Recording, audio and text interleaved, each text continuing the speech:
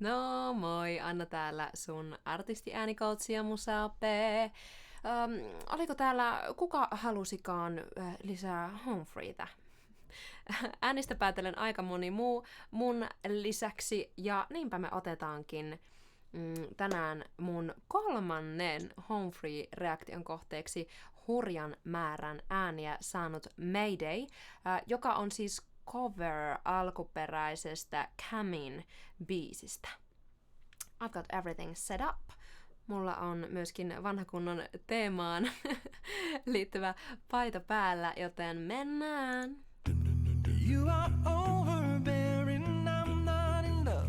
I don't wanna tell you, but we've been contemplating how to give it up. Okay. But I can't convince you. We've been hopelessly holding too tight, but we don't even need to. Pakko pausetta. Mä yritin olla pausettamatta, mutta it's so strange to hear Tim singing that high and so effortlessly. This man has got some strange.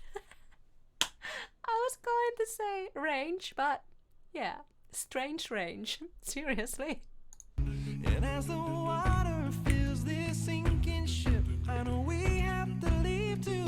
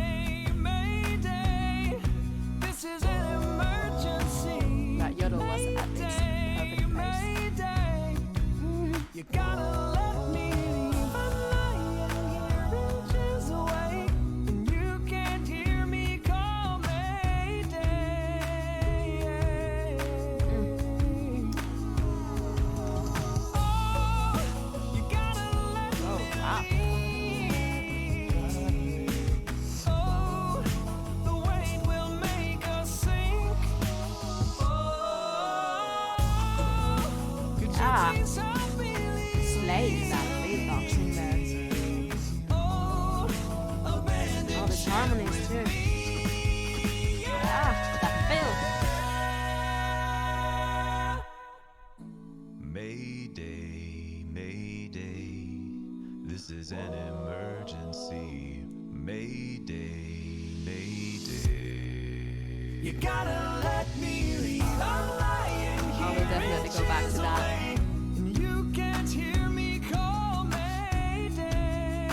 Täällä body percussionia myös.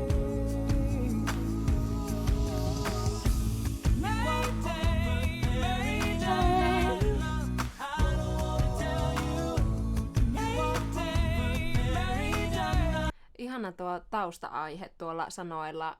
Hyvä keino kasvattaa sovitusta edelleen loppua kohti. Taitaa olla lainattu alkuperäisestä. Hieno hatunnosto sille.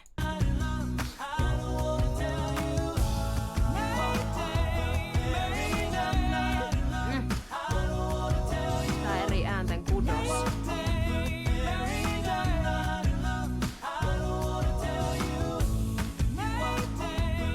Ja taas muutos groovissa. Fade out.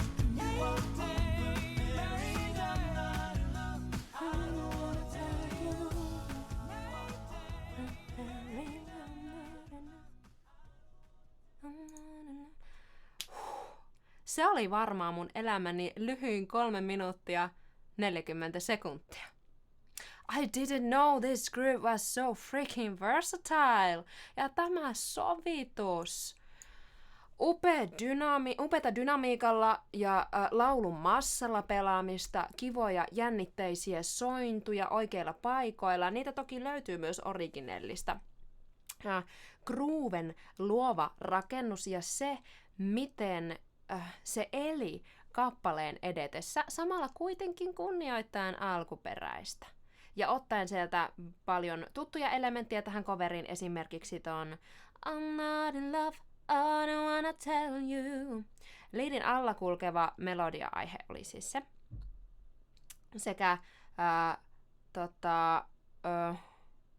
poljennossa tuo ta meininki. Mutta nyt polkekaamme eteenpäin syvempän analyysin esimerkkien muodossa ja aloitetaan alusta. You are overbearing, I'm not in love, I don't wanna tell you. Lovely little slide off there. Rob did a similar thing, which was a nice little similar thing for both of these verses. How high can Tim go, by the way? Tämä oli nimittäin, tai kuulosti ainakin olevan Timille aika helppoa. Ihana herkkä ja juuri sopiva hapekas soundi vetämään kuulijan suoraan sisään koskettavuudellaan. Onpa mahtavaa, että Humphreylla on 2 vahvaa bassoa, jotta Timin monipuolisuus pääsee oikeuksiinsa näin. We've been contemplating how to give it up, but I can't convince you. All those vocal fries and everything, he spices it so nicely. Okay, moving on. This was the perfect place for Austin to come in. Mayday, mayday. Eka kertsi pärähtää sisään kiinteämällä äänihulikontaktilla ja pyöreämmällä tilavammalla sijoituksella Timiin verrattuna toimii biisin kasvun kannalta loistavasti.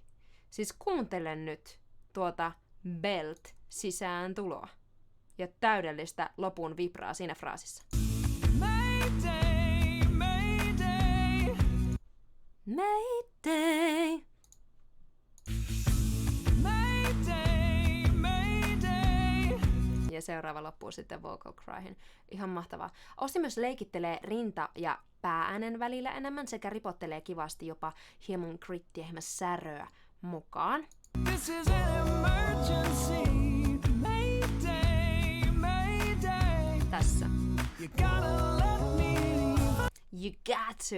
Tuossa on täydellinen kohta väläyttää vähän enemmän vääntöä mukaan. Siitä tulee tollanen kiva, tyylikkäästi vaativampi sävy.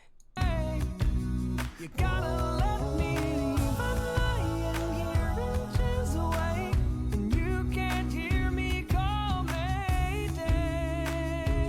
Ja sit ihan vaivattomasti käydään falsetossa ja palataan takaisin rintaääneen. Aivan ihanaa rekkarirajan ulos laulamista ja toimii tähän tyyliin ja sovitukseen valtavan hienosti. Ja vielä palaan tuohon samaan kohtaan, koska näin yksinään sitä ei välttämättä huomaa, mutta Austin itse asiassa käyttää Maydayssä paljon A. Hän laulaa sen A-voittoisesti. Se auttaa äänen vapauttamisessa, etenkin tuolla yläpäässä ratkaisevasti. Hän laulaa sen Mayday sen sijaan, että hän laulaisi Mayday.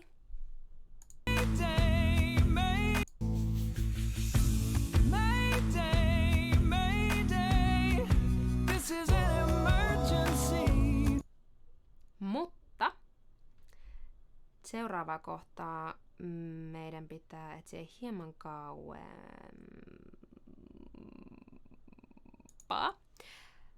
Chance täällä laulaa aivan päinvastaisesti. Hän kaventaa täällä matalammissa nuoteissa ehdottomasti auttaen kuuluvuutta ja solistisuutta, koska ylääänet soivat ihan eri lailla kuin alaäänet. Eli Chancella on täällä E-voittoisempi, kapeampi vokaali. Mayday, mayday. Huomaatko? Eli Chance laulaa Mayday. Hän voisi laulaa sen Mayday, mutta se ei palvelisi häntä tässä tapauksessa ollenkaan. Mayday, mayday. This is an emergency. Mayday, mayday. You gotta let me leave. Ihan tuolla solonsa lopussa Chance pyöristää jälleen vähän, valmiina blendaamaan muuhun joukkoon, mutta muuten sä huomaat jo Leonkin liikkeestä ja ilmeestä, että se on kapea. You gotta let me. This is an emergency. Mayday, mayday. You gotta let me leave. I'm lying here inches away, and you can't hear me call mayday. Ihanoja nuo korut, mitä Austin tuolla päästelee. Todella niin kuin, hänelle leimaava. Ihana, että hän päästää myös niin kuin oman taiteellisen näkemyksensä tässä coverissa valloille. Olipas kerrassaan mukava esitys. Humphrey vaan kuulostaa paremmalta kerta kerralta. Osa tätä taikaa on varmasti se, kuinka monipuolinen tämä ryhmä on sekä laulajiltaan että tyylilajiltaan. Heillä on 2 vahvaa bassoa, heillä on 2+1 vahvaa tenoria. Ja vaikkakin läpi tulee selkeästi heidän oma teemansa, joka nojaa kontrastavan meininkiin, Humphreylla on tämä ihana tyylillinen suodatin, jonka läpi solahtaa helposti useampi erilainen kappale ilman, että se kuulostaisi päälle liimatulta tai vaikuttaisi olevan poissa heidän kontekstistaan. Mutta mitä mieltä sä olit tästä esityksestä ja mun reaktiosta siihen? Tule kommentoimaan tonne kommenttikenttään ja ehdota mulle myös jotain uutta reagoitavaa. Muistathan antaa tälle videolle myös algoritmi-tykkäyksen, se auttaa mua tosi paljon. Suppaa mun kanavalle ja klikkaa sitä kelloikonia, niin et myöhästy mun ensi viikon reaktiovideosta ja sen ensi-ilta chatista. Nähdään toivottavasti siellä. Moi moi!